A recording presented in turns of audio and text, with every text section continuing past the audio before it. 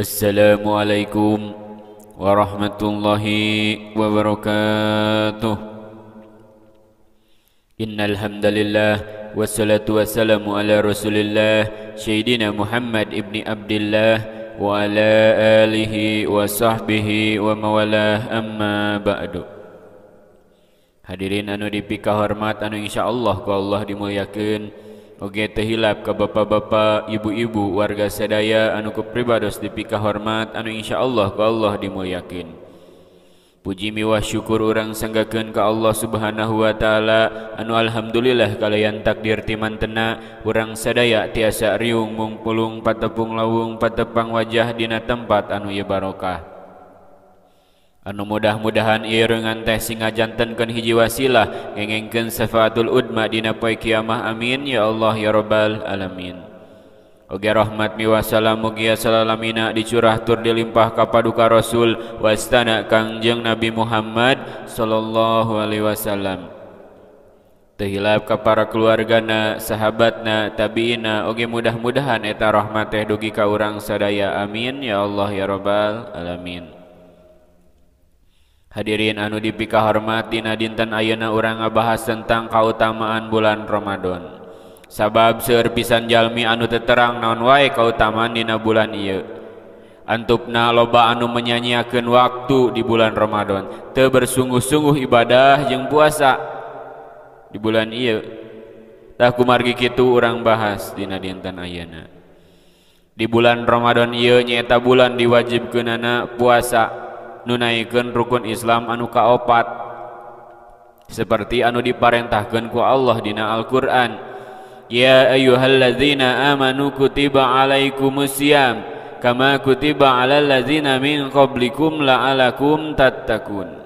Hei jalma anu ariman, diwajibkeun ka aranjeun puasa seperti anu geus diwajibkeun ka jalma saacan maneh meh maraneh takwa. Jeung di bulan ieu nyaeta bulan di mana diturunkeun Al-Qur'an, bulan di mana aya hiji peuting anu leuwih alus tibatan 1000 bulan. Gitu. Tah dina nalika urang puasa di bulan ieu bakal diampuni sagarupa dosana seperti pidauh Rasul.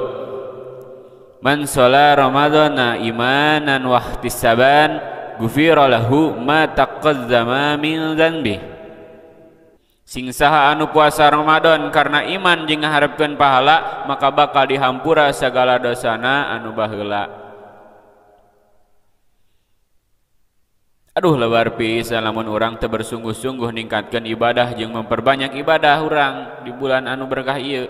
Padahal pahala ibadah dilipat gandakeun, lawang hampura dibuka salebar-lebarna.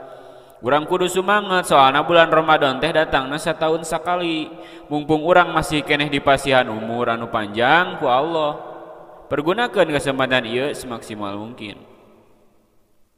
Dina bulan ieu loba pisan kautamaanna. Saur pidauh Rasul, idza jaa ramadanu kutihat abwabul jannati wa ghuliqat abwabun nari wa sufidati syayatin. Lamun Ramadan datang, pintu surga dibuka, pintu neraka ditutup, jeung setan dibelenggu. Di bulan ieu pantos surga dibuka salebar-lebarna. Anu pihartieun yen kesempatan urang asup ka surga gede pisan karena pahala ibadah dilipat gandakeun, lawang hampura dibuka salebar-lebarna. Jeung lawang neraka ditutup, anu pihartieun yen kesempatan urang maksiat teh saeutik. Karena urang fokus ibadah menta karidhoan Allah Subhanahu wa taala.